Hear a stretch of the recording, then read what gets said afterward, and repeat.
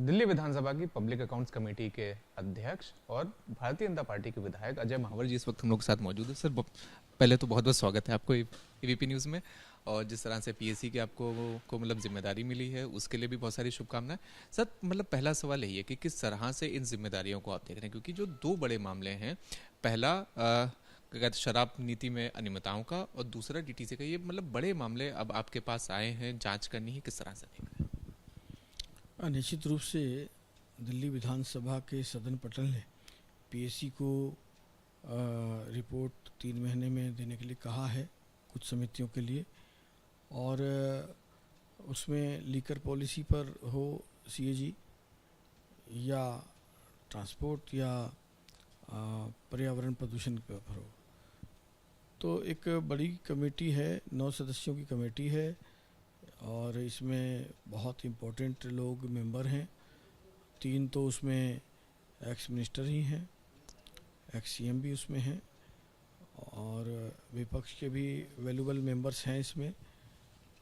तो मुझे लगता है कि तथ्यों की जांच होगी,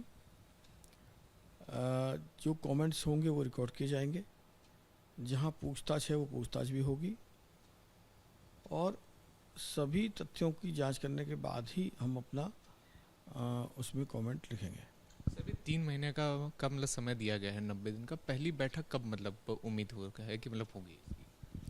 मेरी स्पीकर साहब से आज जल्दी बात होगी और पहली एक इंट्रोडक्टरी मीटिंग तो हम करेंगे ही, बहुत जल्द ही कमिंग वीक में ही इसकी पहली बैठक होगी और मुझे लगता है कि फिर धीरे धीरे उसकी रफ्तार भी बढ़ेगी और काम का दायरा भी।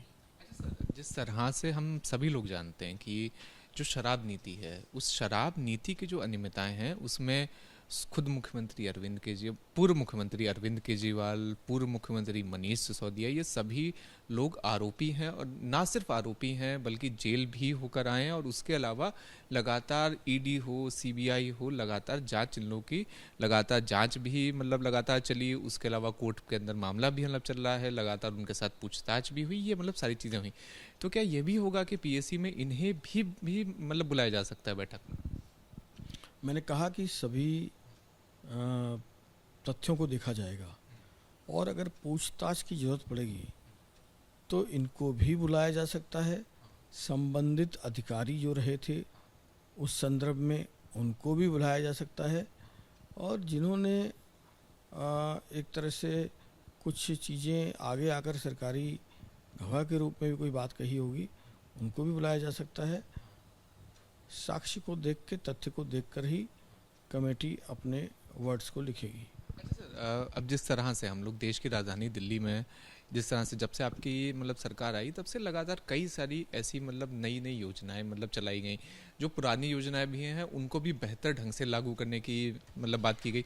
तो अब 2 सवाल थे हमारे आपसे। पहला तो मतलब ये था कि जिस तरह से पूर्ववर्ती सरकारों में जिस तरह से लोगों को विभिन्न बोर्डों के अंदर, कमेटियों में, एकेडमियों में नामित करा गया था, तो अब उनकी नियुक्ति को मतलब रद्द करा गया और फिर से नई कमेटी रिकॉन्स्टिट्यूट करने की मतलब बात चल रही। तो इसको सर किस तरह से आप देखते हैं? देखिए, जब सरकार बदलती है तो निश्चित रूप से इस सारे चीज़ों की पुनर्संरचना, पुनर्गठन होता ही है और उसी तहत सरकार ने अपना पुराने बोर्डों को या उनको भंग किया होगा, क्योंकि ज़्यादातर सभी लोग तो उसमें, आपने देखा होगा कि पिछली सरकार के जो नुमाइंदे थे, जो एमएलएस थे, नॉन एमएलएस थे, उनके यहाँ तक कि उनकी पार्टी की स्पोक्स पर्सन हैं या उनकी पार्टी के ऑफिस बीरर हैं, उनको लाभ देने के लिए उन बोर्डों में स्थान दिया गया था। अब सरकार, हमारी आदरणीय रेखा गुप्ता जी की सरकार आई है, वह सरकार तय करेगी कि कौन किस विधा में ज़्यादा अनुभव रखता है। उनके अनुभव के आधार पर उन कमेटियों का, बोर्डों का गठन होगा, जिससे कि वो सोपीस बनकर ना रहें, सोशल कॉज में, वेलफेयर में और उस कंसर्न से रिलेटेड बोर्ड और कमेटियों का जो एक फ़ायदा होना चाहिए लोगों को लिए, वो मिलना चाहिए, उसके लिए काम होना चाहिए। ऐसे ही लोगों को रखेंगे। सर, बस आपसे एक बस आखिरी सवाल कि सीआर पार्क की एक वीडियो बहुत वायरल हो रही है, उसे टीएमसी के सांसद महुआ मोइत्रा ने यहाँ पर सोशल मीडिया प्लेटफॉर्म के ऊपर पोस्ट भी करा और उसके बाद ये आरोप लगाया कि देखिए किस तरह से बंगाली समुदाय को भारतीय जनता पार्टी के लोग डरा रहे हैं। लेकिन जब हम लोग की जब बात हुई एबीपी न्यूज़ की टीम की, मार्केट एसोसिएशन के अध्यक्ष थे, तो उन्होंने ये कहा, ये आरोप लगाया कि जो लोग आए थे वो बेसिकली महुआ मोइत्रा के ही लोग थे जो आए थे। तो सर इसे किस तरह से देखें? एक्चुअली क्या है कि एक तो इनके अंदर आपस में इनफाइटिंग चल रही है और टीएमसी की स्थिति है कि कल्याण बनर्जी वर्सेस कीर्ति आज़ाद, कल्याण बनर्जी वर्सेस मोइत्रा, और उसमें सौगत राय भी हैं। इवन ममता बनर्जी और अभिषेक में भी कॉन्फ्लिक्ट दिखता है। तो ये दो धड़ों में अभी बटी हुई है, आपस में ही वॉर चल रही है, वर्चस्व की लड़ाई चल रही है।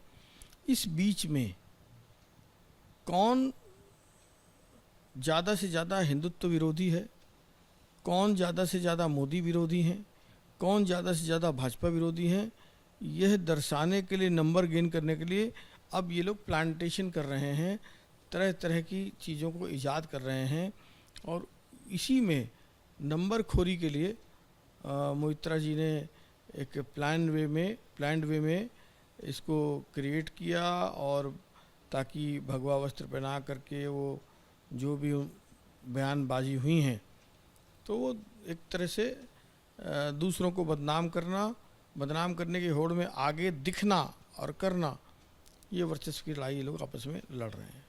बस एक आपसे आखिरी सवाल, देश की राजधानी दिल्ली में पिछले 10 सालों से अगर हम लोग देखते हैं तो सबसे ज़्यादा कोई एक अगर जनता का मुद्दा सबसे ज़्यादा प्रभावी होता है तो वो स्कूलों की फ़ीस का होता है। अब हो क्या रहा है कि पिछले 10 सालों में स्कूलों ने शिक्षा निदेशालय की मंजूरी ले लेकर हर साल 10%, 15%, 17%, 18%, कहीं कहीं 36% फीस बढ़ाई। समस्या ये हुई कि पिछले 10 साल में दिल्ली में अंदाजन 1677 स्कूल हैं, लेकिन सिर्फ 75 स्कूलों का ऑडिट हुआ। अब आम आदमी पार्टी जैसे आपकी सरकार बनी वो आरोप लगाने लगी कि देखिए स्कूल फीस बढ़ा रहे हैं, ये सारी चीज़ें कर रहे हैं। लेकिन अब सरकार ने ये साफ करा कि सभी स्कूलों का लाइन से ऑडिट करवाया जाएगा। जो पिछले 10 साल में सिर्फ मात्र 75 स्कूलों का ऑडिट हुआ, अब सभी स्कूलों का ऑडिट होगा और स्कूलों को भी साफ चेतावनी दी गई कि फीस आप नहीं बढ़ाएंगे। इसे सर किस तरह?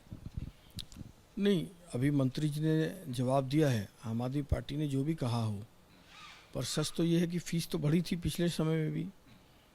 अब किसी स्कूल ने एक्स्ट्रा ऑर्डनरी कोई कदम बढ़ाया है तो उसके लिए हमारे मंत्री आदरणीय आशीष सूद जी ने कड़े शब्दों में उस विषय पर कहा है और कहा है कठोर कार्रवाई होगी, कानूनी कार्रवाई होगी और वो करेंगे भी। जहाँ तक 1600 से ज़्यादा स्कूलों में 75 स्कूल का ही ऑडिट हुआ तो बाकी सबके साथ क्या सेटिंग थी अरविंद केजरीवाल की, मनीष सिसोदिया जी की, आतिशी जी की, जो शिक्षा मंत्री रहे, ऐसी क्या बात थी? तो होनी चाहिए थी, नहीं हुई तो क्या अंडर द टेबल कुछ है? क्या यहाँ भी एक करप्शन की और एक और पौध दिखेगी? तो पता नहीं है, मुझे काफ़ी आशंका लगती है इन्होंने किसी विभाग को और किसी विभाग की किसी चीज़ को छोड़ा नहीं जहाँ करप्शन ना किया हो। तो मुझे लगता है इसमें भी कुछ ना कुछ ऐसा ही निकलेगा और सरकार ने अच्छा कदम लिया है। सभी स्कूलों की ऑडिटेड जांच होगी और सबको ट्रांसपेरेंसी के साथ अपना विकास करने के साथ दिल्ली को और एजुकेशन को आगे लेके चलना है। इस भावना को रखना ही चाहिए। पुराने समय में गुरुकुल से समय तक जो एक हमारी संस्कृति रही है उस संस्कृति को बेस को इकोनॉमिकल डाइवर्ट नहीं करना चाहिए। बहुत ज़्यादा शिक्षा ज़रूरी है लोगों के लिए, मनमानीपन तो चलेगा नहीं, ना आदरणीय रेखा गुप्ता जी की सरकार चलने देगी।